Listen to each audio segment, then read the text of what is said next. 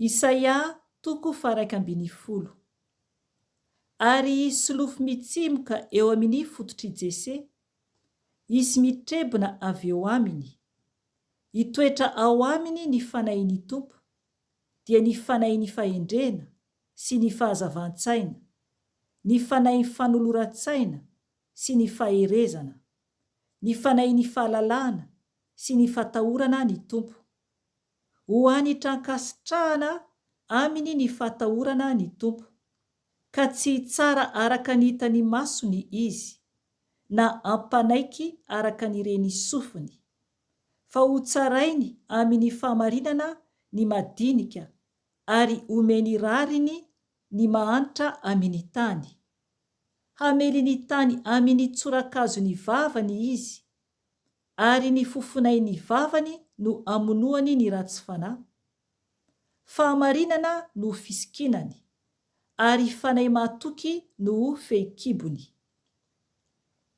Hiara-mitoetra amin'ny amboadia ny zanak'ondry, hiara-mandry amin'ny zanak'osy ny leoparda, hiara-toerana ny zanak'omby sy ny liona tanora ary ny omby mifay, ka zazalahy kely no hitari-dalana azy. Hiara-komana ny omby vavy sy ny bera, hiara-mandry ny zanany, ary hihina-mololo tahaka ny omby ny liona. Hilalao eo amin'ny lavaky ny menarana ny zaza minono, ary anatsotra ny tanany ao amin'ny lavaky ny bibilava ny zaza mitsahanono.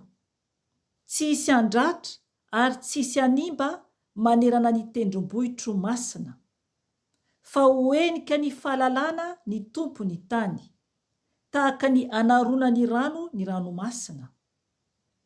Amin'izany andro izany, ny solofon'i Jese, izay hijoro toy ny faneva ho an'ny firenena hafa, dia ho tadiavin'ny jentilisa ary ho feno voninahitra ny toeram-pitsaharany.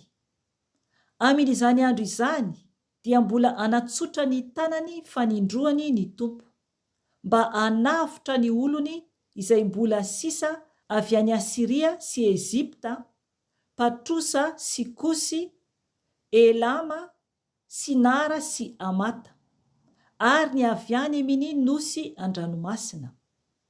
Dia anangana faneva ho an'ny jentilisa izy, ka hamory ny Israely izay voaroka, sy anangona ny Joda izay voaely avy any amin'ny vazantany efatra.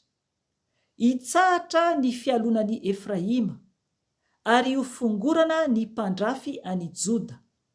Tsy hialona any Joda intsony Efraima, ary tsy handrafy any Efraima intsony i Joda, fa hipaoka ny avoanan'ny Filistina any andrefana ireo, sady hiara-mamabo ny zanak'iny antsinanana.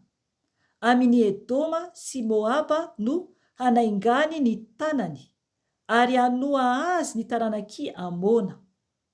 Hataony Tompo ho zavatra voaozona ny sakeli-dranomasin'i Ezipta.